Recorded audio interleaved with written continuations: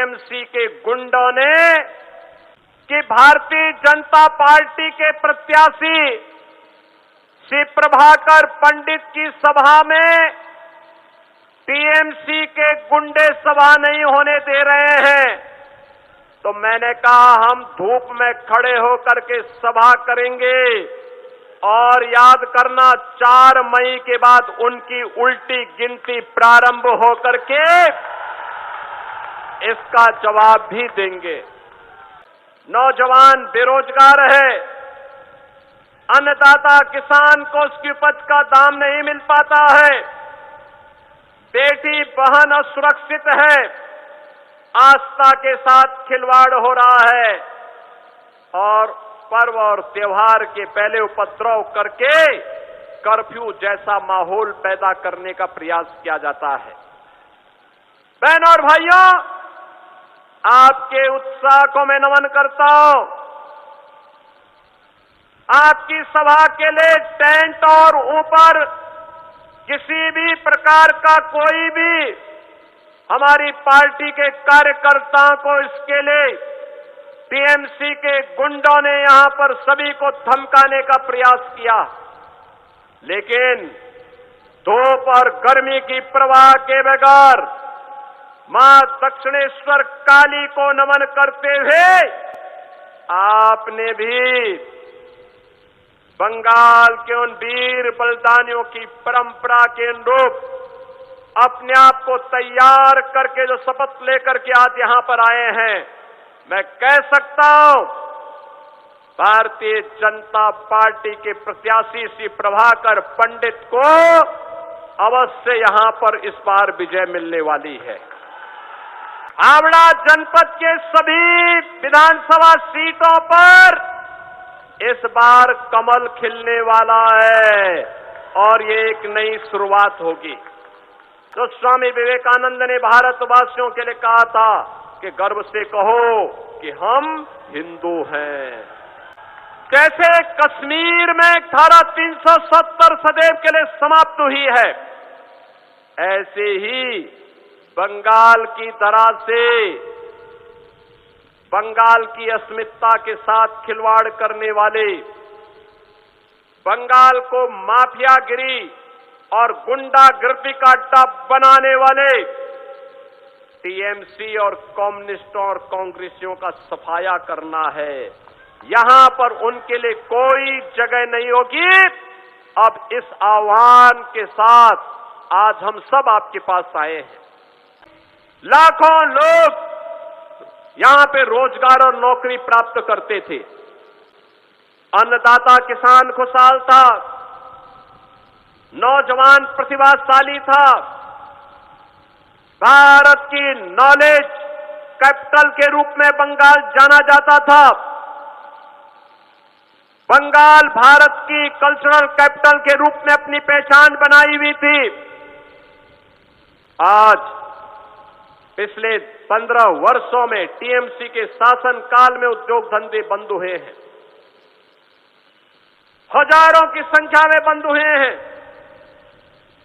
30 लाख से अधिक नौजवान बेरोजगार हुआ है। अन्नदाता किसान को उसकी उपज का दाम नहीं मिलता है। धान उत्पादन, चावल उत्पादन कम हुआ है। मछली उत्पादन घटा है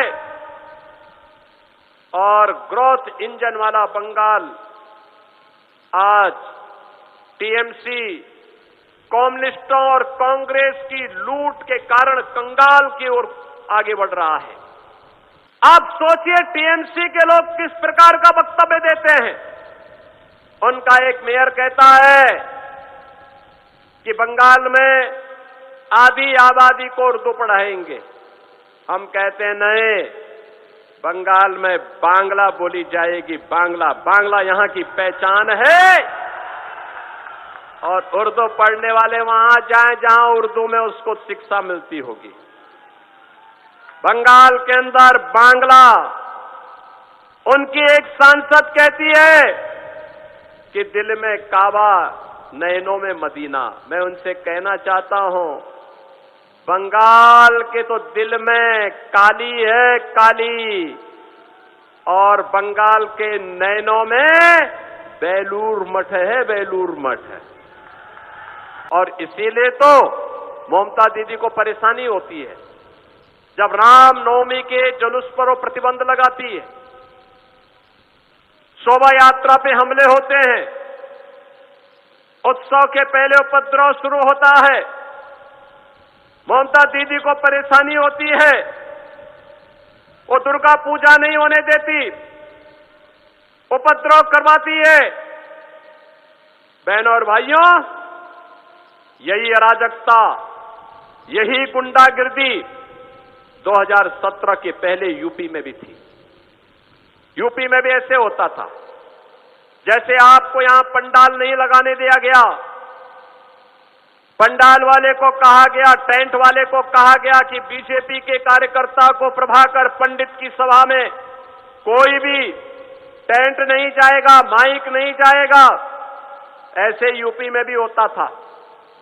माफिया हावी थे, गुंडागिर्दी होती थी, पर्व और त्योहार के पहले दंगे शुरू हो जाते थे, महीनों महीनों कर्फ्यू रहता था, बेटी सुरक्षित नहीं थी, व्यापारी सुरक्षित नहीं था, अराजकता थी। आज यूपी उपद्रव नहीं, उत्सव है। यूपी में उत्सव, नो कर्फ्यू, नो दंगा। अब यूपी में है सब चंगा, यूपी में पूरा अच्छा है, कहीं कोई दंगा नहीं, 9 वर्ष में कोई दंगा नहीं, कोई कर्फ्यू नहीं।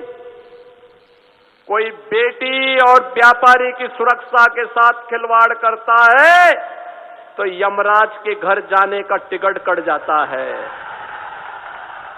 कोई गरीब की प्रॉपर्टी पे कब्जा करता है तो उसका 7 जन्मों का पूरा हिसाब किताब एक साथ हो जाता है। बहनों और भाइयों, यहां पर वहां पर भी पहले 2017 के पहले जय श्री राम बोलने पर लाठी डंडे गोली चलती थी। आज वहां पे जय श्री राम भी बोला जाता है और भगवान राम का दुनिया का सबसे बड़ा मंदिर अयोध्या में बन करके तैयार हो गया है। कोई रोक पाया? ये डबल इंजन सरकार की ताकत है। और इसीलिए मैं कह रहा हूं, इसीलिए मैं कहने के लिए आया हूं, ये टीएमसी के गुंडों का जवाब केवल और केवल कमल का फूल है, कमल का फूल।